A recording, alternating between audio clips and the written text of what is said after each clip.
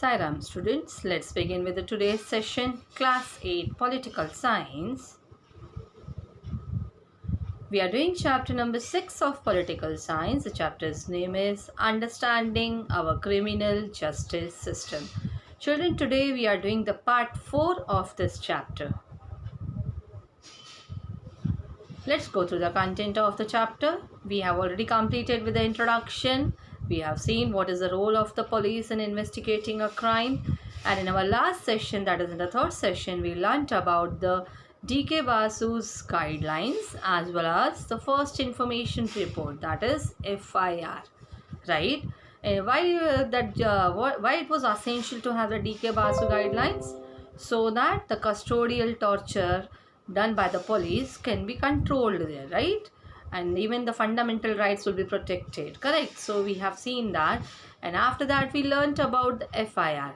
What did we see in that FIR? It is with the registration of an FIR only the police can begin with their investigation, right? Unless and until the FIR has not been lodged or has not been registered, police cannot begin their investigation. And we have seen the law states that it is compulsory for an officer in charge of that police station, that is SHO, he has to register an FIR whenever a person gives information about a cognizable offense. Okay, then we saw what the FIR includes. It should mention the date, time and the place of the offense, and even the details, the basic facts of the offense, including the description of the event. And even the FIR should state the name and the address of the complainant, right? And we have seen that also the complainant has the legal right to get a free copy of an FIR from the police. Okay, this is what we have learned in FIR, that is first information report. So children, today we are going, in today's session we will be learning about what is the role of the public prosecutor, what is the role of the judge. So let's begin with what is the role of the public prosecutor. Now here, public prosecutor means what? It is connected to the word public. Okay, a criminal offense is regarded as a public wrong. See, whenever any offense takes place, it is considered as a public wrong, and whole publicly it has been regarded as wrong. What is meant by this is that it is considered to have been committed not only against the affected victims but also society as a whole. Now, as we have seen the fictional case of Shanti and Mrs. Shinde. So, if that crime has been committed by Shanti, that is not only for Mrs. Shinde. She is not only the victim of it, but even the whole society. Society as a whole comes under that.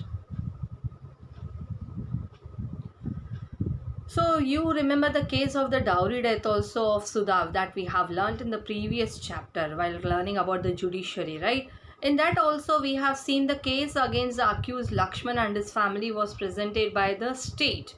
And while learning that, we have seen that it was called as the state, that is Delhi administration versus Lakshman Kumar and others, right? We did not say the case as Sudha versus Lakshman Kumar, but it was the state versus Lakshman Kumar, because that case against the dowry was considered as against the state. Okay, similarly in the case that we are learning right now, we can say it will be called as the state versus Shanti Hemram. It is not like Mrs. Shinde versus Shanti Hemram. Okay, it is state versus Shanti Hemram. So now let's understand what is the work of the public prosecutor in this. See, in court, it is the public prosecutor who represents the interest of the state. Okay, a public prosecutor works for the interest of the whole state. It is not only for that particular victim, correct? It is for the interest of the state. Then what is the role of the prosecutor here? The role of the prosecutor begins once the police has conducted the investigation and they have filed the charge sheet in the court against that accused person. So the prosecutor's works begin not in the beginning. Okay, we have seen the main 4 key players that has been required in this criminal justice system, right? Who were they? They were the police. The role of the police begins first, then the public prosecutor, then the defense lawyer, and then the judge. So this is the order of that. So you have already learnt about the role of the police. Now the next, after the investigation done by the police and the charge sheet that has been filed in the court by the police, the work of the public prosecutor begins here now. See, public prosecutor, he or she has no role to play in the investigation, right? We have seen that investigation work is done in the, after the registration of an FIR, the investigation is done by the police, right? So here the prosecutor doesn't have any role in that. The prosecutor must conduct the prosecution on behalf of the state. Now here actually public prosecutor is like a person. Here in our example, if I'll talk about Mrs. Shinde's case, he is going to support Mrs. Shinde. He will be fighting on behalf of Mrs. Shinde. Okay, but if Mr. and Mrs. Shinde, they are not happy, like they don't have the trust on that public prosecutor, they can hire their own lawyer also. But ultimately, the own lawyer, he will try to find out the evidences against Shanti, but public prosecutor is the one who is going to do the proceedings in the court. So that public prosecutor and the lawyer of Mr. and Mrs. Shinde has to work together. Okay, whatever evidences he will get, the lawyer of Mr. Shinde, he has to pass on all the information related to that case to that public prosecutor only, and he will be conducting the prosecution on behalf of the state. Then what is there after that? Once the prosecutor, he has to conduct the prosecution on behalf of that state. Okay, then as an officer of the of the court, it is his or her, he can be a male also, a public prosecutor can be female also or male also. It is his or her duty to act impartially. Impartially means he has to be loyal to everyone. If the person, for suppose in our case, if the public prosecutor feels Mr. Shinde and Mrs. Shinde, they are telling lies and they are not right at their part, so that public prosecutor can tell about this, you are wrong. He has to support always the truth. He has to be impartial. Okay, he has to act impartially with everyone, and he has to present the full and the material facts. It should not be the manipulated one, because he is the lawyer of Mr. and Mrs. Shinde, so he will try to find out the facts that will support them. No, it should not be like that. The public prosecutor has to find out the facts. That is, he has to present only the full and the material facts, and even the witnesses, that is the first hand person, if anybody has seen that case, and the evidence before the court to enable the court to decide the case. Okay, I'll repeat again, children. It is as an officer of the court. Who is an officer? That is public prosecutor. It is her duty to act impartially and present the full and the material facts, witnesses and evidence before the court. Why he has to present all this? So that for the court it will be easy to enable the court to decide the case, so that the judge can give the judgment based on that properly. Okay, so it is the duty of the public prosecutor. And whereas defense lawyer, children, in that case, when we were going through the fictional case, you have learned that the defense lawyer, Kamla Roy, right? The government appointed the defense lawyer for Shanti, correct? Because she was not able to hire the lawyer. So the defense lawyer means the person who is supporting the accused one. Advocate Kamla Roy, she was fighting that case on behalf of Shanti, right?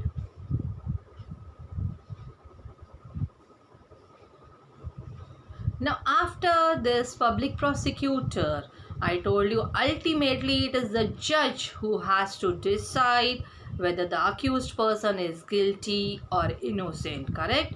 Now let's move to the role of the judge. The judge is like an umpire in a game, and he conducts the trial impartially and in open court. Okay, as we have seen, public prosecutor also has to work impartially, right? If he feels the person to whom he is supporting, they are wrong, he can say that about them, like they are wrong. Okay. Similarly, the judge is like an umpire. See children, you all are very much fond of the cricket matches. In that cricket match also, you know, the umpire's decision is the final decision, right? Nowadays we have the third umpire also ultimately.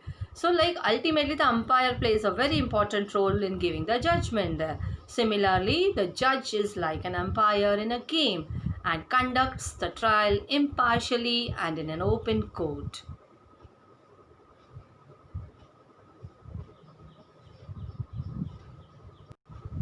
Now let's see what is the judge hears all the witnesses, right? See, you all have seen in the movies also the proceedings of the courts, how it takes place, right? The judge hears all the witnesses and any other evidence presented by the prosecution and the defense lawyer, right? Everything is shown in the court proceedings to the judge, correct? Then the judge decides whether the accused person is guilty or innocent on the basis of that evidences that has been presented and in accordance with the law, right? First the judge goes through all that evidences that has been presented in the court proceedings, then he decides according to the law, like what punishment should be given to that accused person. Here you can see the proceedings of the courts are going on. The judges finally giving the decision, like if the accused is convicted. Now what is the convicted meaning here? It means if the accused is guilty, then the judge pronounces the sentence. Then he may send, the judge has to find, if the accused is found guilty, convicted means if that person has been declared as guilty, then the judge pronounces the sentence. Pronounces the sentence means like he can give punishment to that accused person according to the crime and as per the law. Okay, so the judge has that right to pronounce the sentence for the accused person if that accused person has been found guilty. Okay, he may send the person to jail or even impose a fine or both. It is according to the case. It depends on that law or even the crime. Everything depends on that, whether the person will be sent to the jail or he will be imposed a fine, or both will be done in that case, depending on what the law prescribes. Okay, so judge has to continue his proceedings based on that evidences and the witnesses. He has to hear everyone. Then if the accused is convicted, the judge pronounces the sentence. The judge announces the punishment for that particular crime. Then the judge may send the person to jail or even impose a fine or both, depending on what the law prescribes. Okay, I hope children you have understood the role of the judge here very well. Now it's our quiz time. Children, our quiz will be based on the third session as well as the today's, that is the fourth one. So let's begin with it. Who registers the FIR? You all know the meaning of FIR very well. That is First Information Report. Is that the police?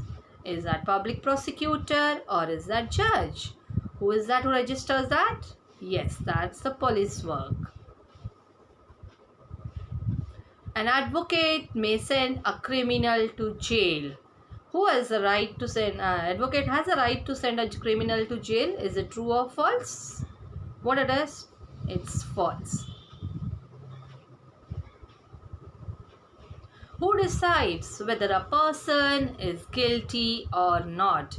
Is that the public prosecutor? He decides whether a person is guilty, or is that the defense lawyer? He decides whether a person is guilty or not. Or it's a judge who decides. Yes, you are right. It's the judge who decides whether a person is guilty or not. Police can begin their investigation with the registration of FIR. Police can begin their investigation without the registration of FIR also? No. Unless and until FIR has not been registered, they cannot begin with their investigation. So the answer of this is true.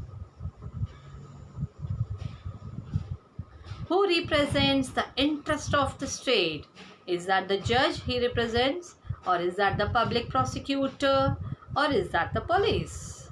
Yes, it's the public prosecutor who represents the interest of the state. So children, in today's session we have learnt about the role of the public prosecutor as well as the role of the judge. So in our next session we'll be learning about the last topic of our chapter, that is what is a fair trial. Okay, so till then children, go through your textbooks and try to understand the role of each and every key player, okay, that we have done till 4th session. Okay, so see you in the next video lesson again with the last topic of this chapter. Till then children, take good care of your health. Thank you.